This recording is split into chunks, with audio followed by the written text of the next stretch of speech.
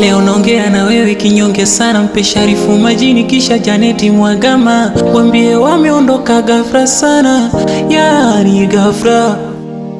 Mpe simu na babake huyu, wambie mwana yana maumivu. Mpe simu na mamake huyu ili waongee. Ipo siku yangu nami nitapigiwa nikiwa huko. Mpe simu pole pole kama naye yupo huko, maana na mambo marefu ayuishi tuongee. Leo so wawili naomba niongee na watatu, sero kiisha na kopa nipige tafu. Mpe simani dojeri tuongee, walimpiga kiza nini mwizi hawa watu. Mpe simu kodzi aongee na mimi kisha jenzi warodedi mwaka huu.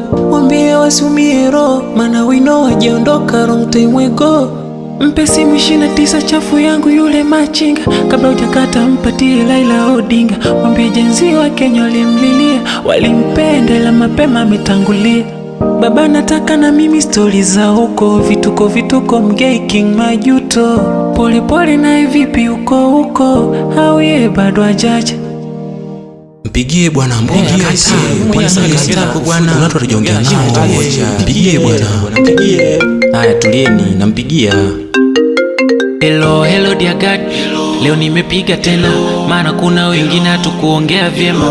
Wape simu tuongee, baba, japo najua tutamiti siku ya kiyama. Upo karibu na nani, mbona kuna kelele? Mpe simu Mkapa kisha mpe Nyerere, wambie waiombe Tanzania ili irudi ile tuloizoea. Mpe simu mama yangu kavipi apige foto anitumie nimwone alivyo huko. Mwambie mimi siko sawa toka medai kwenye parapanda tukimiti nitafurahi. Mpe simu Chami Chaz na ngoya ni wape hai, kisha Lowaso Munduli yule Masai. Wambie tulozaliwa na mwanamke zinahesabika siku zetu lazima tufe. Mpe simu Magufuli wa Chato ili tuongee tena, kuna kitu alisema sikumsikia vyema.